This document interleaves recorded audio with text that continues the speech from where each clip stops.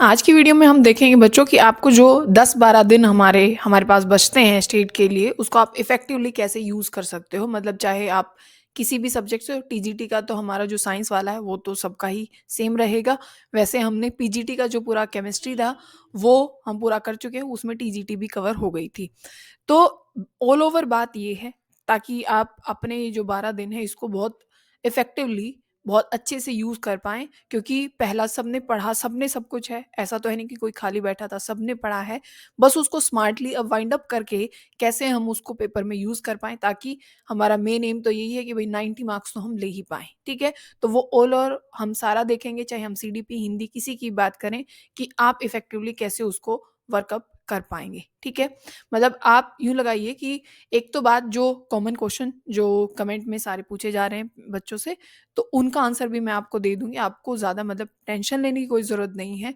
बिल्कुल कोई वो नहीं, अगर आपने पढ़ा है, बस उसको स्मार्टली अभी एक कलेक्टिव वे में आपके दिमाग में आपने रखना है बहुत स्मार्टली, आपका पेपर आराम से हो जाएगा, कोई दिक्कत वाली बात नहीं है बच्चों। ठीक है? बात समझ में आ गई? अब ध्यान से सुनते जाइएगा कि एक तो चाहे आप कोई भी मतलब उस जो भी कुछ भी हो, मतलब एक तो जो सब्जेक्ट सीडीपी है उसको किसी ने छोड़ना नहीं है, ठीक है? बहुत अच्छे मार्क्स, और मतलब यूँ लगाइए 20 भी मार्क्स आते हैं आपके, या 25 भी आते हैं, कितने भी आते हैं, चाहे 20 मार्क्स, ये भी बहुत बड़ी बात हो जाती है, ठीक है? पर कोई छोड़ेगा नहीं, और सबकी अपनी मर्ज़ी है, सीडीपी कौन कहाँ से पढ़ रहा है, सबकी अपनी-अपनी मर्ज़ी है। पर जो क्वेश्चन अटेम्प्ट करने हैं, वो आप ज़रूर करेंगे। ये नहीं है कि सिर्फ़ आपने पढ़ लिया, क्वेश्चन अटेम्प्ट नहीं करोगे तो आपका माइंड उस तरीके से वर्क करेगा नहीं, और प्रीवियस भी आप करेंगे। प्रीवियस पेपर चाहे बच्चों साइंस के हों, चाहे पीजीटी केमिस्ट्री के हों, चाहे फिर टीजीटी साइंस के हों। जैसे पीजीटी जो केमिस्ट्री है 16 से जो अपना 20 तक 21 तक के हैं वो सारे हो चुके हैं। फिर से लास्ट में जाओगे तो जो प्रीवियस क्वेश्चन है बच्चों वो करने हैं। क्यों करने हैं? क्योंकि ऐसे बहुत बार हुआ है कि 10-10 क्वेश्चन रिपीट हुए हैं, तो अपना टाइम देखिएगा कितना सेव हो जाएगा, ठीक है ना? इसी वजह से बोला जाता है। सीडी पे भी बिल्कुल क्वेश्चन रिपीट होते हैं, तो आप क्या करेंगे, सबसे पहले अपना थ्योरेटिकल पोर्शन जहाँ से भी आप पढ़ रहे हैं, जो भी आपकी मर्ज़ी है, जहाँ से भी या आप नोट्स बना चुके हैं उनको रिवाइज़ करेंगे। और क्वेश्चन अगर आप करें तो जो रोहित वैद्वान सर हैं, उन्होंने पूरी वो 11 घंटे की क्लास है, या एक एस्टेट की अलग से भी है, आप वहाँ से आराम से क्वेश्चन अटेम्प्ट कर सकते हैं। माइंड तो आपका ग्रो करेगा ही कि हाँ, यहाँ पे इस क्वेश्चन को ऐसे बताना है, ऐसे बताना है। 2x की स्पीड से चलाइए, आपका सारा काम अच्छे से हो जाएगा। पर आप ये लगाइए कि 21 तारीख है, 21 से 27 या 28 तारीख तक आप ये लगाइए, इसमें आपको सारे सब्जेक्ट को कवर अप करके रखना है। फिर सारा आपका रिवीजन और सारे क्वेश्चन आपके चलेंगे जो आपको करने ही करने हैं, ठीक है? इसमें सारा अगर सिलेबस आपको दोबारा रिवाइज़ करना, रिवीजन बहुत ज़्यादा ज़रूरी है, क्योंकि आता हुआ भी कई बार हम पेपर में भूल आते हैं कि ये क्या चीज़ हम कराएँ, फिर बहुत दुःख होगा हमें, ठीक है? तो 21 से 28 तक चाहे आप जो रात को पढ़ता है, दिन में पढ़ता है, ये तो नहीं बता सकते कि 1 से 2 बजे तक पढ़िए, 3 बजे तक पढ़िए, बिल्कुल नहीं। आप जितना मैक्सिमम टाइम दे सकते हैं, आप उतना आप समय यहाँ पे दीजिए, ठीक है? जितना भी दे सकते हैं अपना समय, अपनी पढ़ाई को ही दीजिए, ठीक है? अभी 28 तारीख तक आप ये लगाइए पूरे सब्जेक्ट कंप्लीट करने हैं, और उनकी फिर रिवीजन और सारे क्वेश्चन अटेम्प्ट आपको करने हैं, ठीक है? सीडीपी जैसे मैंने बताया आपको जहाँ से करनी है आप कर सकते हैं। क्वेश्चन के लिए मैंने आपको बता दिया आपको कहाँ से करने हैं, ठीक है? और एज़ सच मैंने कोई वीडियो देखी नहीं है, या रोज़ का वहाँ पे आपको कलेक्टिवली एक वीडियो मिल जाएगी, 2x में चलाइएगा, काम आपका हो जाएगा, ठीक है? बात समझ में आ गई है? और या फिर सीडीपी के लिए अगर मैं रिकमेंड करूँ तो जो डीके गुप्ता सर हैं वो बहुत अच्छा पढ़ाते हैं। अगर आपका मन करे, अबाउट 30 वीडियोज़ होंगी, सारा सब कुछ वहाँ पे कवर्ड अप है, ठीक है? 2x में चलाइएगा, अभी तो 2x में ही चलाने का टाइम है, क्योंकि पहले आप पढ़ चुके हैं, और उसको भी पूरा आपकी कंसंट्रेशन हो, ये नहीं कि आपको एक-एक चीज़ें चाहिए, जो चीज़ आपको पता है उसको स्किप करिए और आगे चलते जाइएगा, ठीक है? ये चीज़ आपको करनी है, ठीक है? फिर कौन आ जाता है अपने पास, सीडीपी के बाद आ जाती है बच्चों हिंदी, ठीक है? हिंदी का भी अपना एक मतलब वहाँ भी 15-20 जो 15 क्वेश्चन रहते हैं वो अपने काम के हैं। हिंदी में जैसे कई सिलेक्टिव टॉपिक होते हैं जहाँ से क्वेश्चन आने ही आने हैं। जैसे संधि आपको करनी है, समास आपको करना है, फिर आपको क्या करना है, एक जो वर्ण विचार और शब्द विचार हैं वो आपको पक्का करना है, ठीक है? क्रिया से करना है, क्योंकि सकर्मक, अकर्मक ये क्रिया है, कौन-सी है वो, और एक कौन-सा है जो अलंकार है, यहाँ से क्वेश्चन पूछा जाएगा। तत्सम, तद्भव ये शब्द हैं, वो आपको करने हैं, ठीक है? और एक कारक पहचानना, आपको दे देंगे लाइन, इसमें कारक कौन-सा है, वो क्वेश्चन। ऐसे और आप करेंगे कैसे? मान लीजिए आपने एक तो पहले पढ़ रखा है, तो उससे अच्छी बात तो कोई है ही नहीं, ठीक है? उससे अच्छी बात तो कोई नहीं है। पर मान लीजिए आपने सिलेबस देख लिया, भई सब यही होता है, सबको पता है वर्ण विचार, शब्द विचार आ जाएगा, संज्ञा है, सर्वनाम है, विशेषण है, क्रिया है, कारक है, फिर उपसर्ग प्रत्यय, बिल्कुल उपसर्ग और प्रत्यय यहाँ से देखो, ये 100% है उपसर्ग प्रत्यय से क्वेश्चन आना, समास से, संधि से, अलंकार से, तत्सम और तद्भव, ये तो यहाँ से तो क्वेश्चन मतलब जा ही नहीं सकता, ये 100% है, यहाँ से तो आएँगे ही आएँगे, ठीक है? उसमें फिर क्रिया, विशेषण और यहाँ से थोड़ा-सा रह जाता है कि भई आएँगे कि मतलब आ भी सकते हैं और नहीं भी आ सकते हैं, वो चलता रहता है, ठीक है? तो मान लीजिए आपको समास पढ़ना है, ठीक है? क्या पढ़ना है? समास पढ़ना है, समाज लिख दिया, समास आपको पढ़ना है, तो किसी की भी समास लिख दीजिए जो, और इतना ना हो कि कोई 3 या 4 घंटे में करा रहा है, कोई फटाफट कराए, आपने पढ़ा और उसके क्वेश्चन आप लगाइए, बात खत्म, ठीक है? या आपके पास नोट्स हैं या आपके पास कोई भी बुक है, उससे पढ़िए फिर क्वेश्चन लगाइए, बस आपको पता होने चाहिए। और जितना शॉर्ट हो सकता है उतना, बहुत लंबा-चौड़ा करने की कोई ज़रूरत नहीं है, बस क्वेश्चन अटेम्प्ट किया और बात खत्म। मतलब जो भी टॉपिक आपके पास आया, यूट्यूब पे सर्च करिए, जो भी सामने आ गया, ठीक है? सामने इन द सेंस कि वो इफ़ेक्टिव भी हो, क्योंकि बहुत सारे टीचर्स हैं हिंदी के, आपको वो समझ में आया, उसके क्वेश्चन आपको अटेम्प्ट करने हैं, और कोशिश करिएगा छोटी जितनी वीडियो, बहुत बड़ा आपको इस समय पे कोई फ़ायदा है नहीं। छोटी वीडियो जो शॉर्ट टाइम पीरियड में आपको सारा सब कुछ समझा दें। जैसे मैंने बताया, जो डीके गुप्ता सर हैं, उनका मतलब बेसिक जो हिंदी है, ठीक है? मैं बहुत हायर उस पे तो नहीं बता सकती, बेसिक जो हिंदी है, जिसको कुछ भी नहीं आता, हिंदी बिल्कुल हाथ भी नहीं लगाई, ऐसे-ऐसे भी होते हैं। तो आप उनकी 3 घंटे की ऑलमोस्ट क्लास है, तो आपको हिंदी समझ में ज़रूर आ जाएगी, ठीक है? फिर आप क्वेश्चन जो आप यूँ लगाइए, 15 क्वेश्चन हैं, तो आप 10 तो अटेम्प्ट आराम से कर पाएँगे वहाँ से, ठीक है? और अगर आपको जो पहले कर चुके हैं, वो अपने क्वेश्चन ज़रूर लगाएँगे, और आपको अगर समास है उसके क्वेश्चन भी सारे मिल जाएँगे, विशेषण है, सर्वनाम है, जो भी हैं, आपके पास जितने भी टॉपिक हैं उनको करिए और उनके क्वेश्चन आपको ज़रूर लगाने हैं, ठीक है? ये सारे काम आप 28 तक जैसे भी मैनेज कर रही हैं, मतलब वो आपके ऊपर डिपेंड है, रात कोई कोई जल्दी सो जाता है, जैसे भी आपको करना है, पर टाइम बढ़ा देना है अपने आप ही, ठीक है? कोई 4 घंटे पढ़ रहा है, 4 से काम नहीं चलेगा, 10 या 12 घंटे कर दीजिए, फ़ायदा है आपको, क्योंकि लास्ट वाला टाइम बहुत ज़्यादा इम्पोर्टेंट होता है, जिससे आपका काम बन ही जाएगा, ठीक है? फिर की बात करें अगर इंग्लिश की, इंग्लिश में भी यही चीज़ है, ठीक है? और इंग्लिश में जो आपको मेन जो चीज़ें करनी है, मतलब एस्टेट के पेपर में आप इंग्लिश अगर देखोगे, एक तो जो डायरेक्ट इनडायरेक्ट है, वहाँ से क्वेश्चन आता है, एक्टिव पैसिव से आता है, कंजंक्शन से आता है, प्रीपोज़िशन से आता है, एडवर्ब से आता है, ठीक है ना? ये तो 100% है ही है बच्चों, ठीक है? आर्टिकल, मतलब एक तो मैंने बोला कंजंक्शन है, डायरेक्ट, इनडायरेक्ट है, एक्टिव पैसिव है और प्रीपोज़िशन है, ठीक है? एक क्या है, आर्टिकल है। ये तो आपको 100% मिल ही जाएँगे, इनके क्वेश्चन तो मिल ही जाएँगे। इनके तो 2-2 क्वेश्चन, मतलब 2 इसके मिल जाएँगे, 2 इसके मिल सकते हैं, ऐसा भी आपको देखने को मिल सकता है। कंजंक्शन और प्रीपोज़िशन को तो कोई हटा ही नहीं सकता, ठीक है? ये तो आते ही आते हैं। फिर कई बार ये मतलब वर्ड लिख देंगे, फिर ये पहचान लेंगे, अंडरलाइन कर देंगे, भई ये मतलब ये वर्ड क्या है, एडवर्ब है, एडजेक्टिव है, प्रोनाउन है, क्या है? तो वो चीज़ भी आपको पता होनी चाहिए, ठीक है ना? तो उसमें भी आप एक बेसिक, जिन्होंने क्या करवा रखी हो, इंग्लिश करा रखी हो, इंग्लिश के लिए अगर मैं आपको बात करूँ, तो जो चैनल है, अंकित भाटी आई थिंक कुछ नाम से है, ठीक है? वहाँ से आप इंग्लिश कर सकते हैं, टीचिंग के लिए उन्होंने करवा रखी है, तो आप आराम से वहाँ पे मतलब आपको एक समझ ज़रूर आ जाएगी, ठीक है? और फिर वही मैं कह रही हूँ कि शॉर्ट उसमें 2x स्पीड से चलाइए, आपका काम बहुत जल्दी हो जाएगा, और एक टाइम लगाइए कि भई ठीक है, आज इंग्लिश हो जाएगी, आज हिंदी को करना ही करना है, वो वाली बात है। जैसे हम कहते हैं ना, भई आज तो ये मूवी पूरी देखनी ही देखनी, तो वो वाला आप काम ज़रूर कर लेंगे, ठीक है? और ये सारे काम 28 तक हो जाने चाहिए, मतलब ये आप एक लास्ट लिमिट लगाइए कि पेपर भई हमारा 28 को ही है, ठीक है? क्योंकि टाइम से पहले काम कर देना ज़्यादा बेहतर होता है। बात समझ गए ना? बिल्कुल डेडलाइन पे तो होता नहीं है, तो 28 पे 2 को पेपर है या 3 को है, सॉरी, तो अपने पास जो टाइम रहेगा वो रिवीज़न के लिए आप उसको सेव करके रखेंगे, ताकि एक कॉन्फिडेंस भी आए कि हम सब कुछ कर चुके हैं, और थोड़ा गड़बड़ भी हो जाए तो आगे 1-2 दिन पड़ा है, हम उसके लिए सेव रख सकते हैं, ठीक है? तो इनमें जैसे मैंने बोला, noun, pronoun, adjective, adverb, verb, preposition, modal, और ये तो जिन्होंने कुछ नहीं किया है, ये तो आप ज़रूर करके जाएँगे, मतलब 8-10 क्वेश्चन तो आपके अटेम्प्ट हो ही जाएँ, ठीक है ना? बात समझ में आ गई?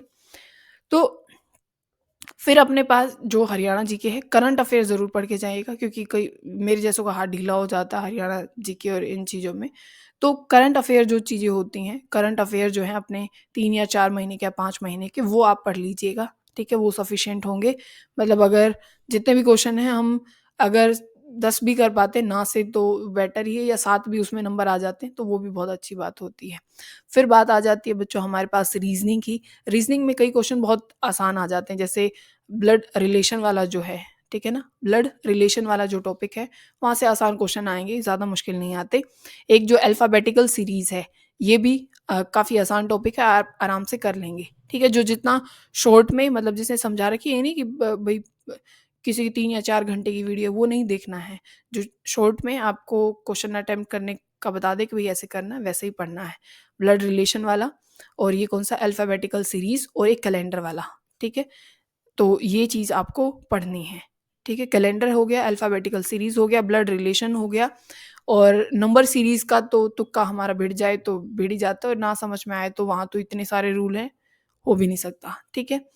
फिर इसी में आता है कोडिंग और डिकोडिंग वाला, ठीक है बच्चों? मतलब ये तो आप कर ही लेंगे, इनके क्वेश्चन बहुत आसान हो जाते हैं कि आप अगर एक बार आपने सीख लिया तो आप आराम से अटेम्प्ट कर सकते हैं। फिर एक क्लोक वाला आपको करना है बच्चों, ये भी आसान है, मतलब कई जगह 25-20 मिनट मतलब आपको समझा दिया जाएगा, ज़्यादा मुश्किल बात नहीं है।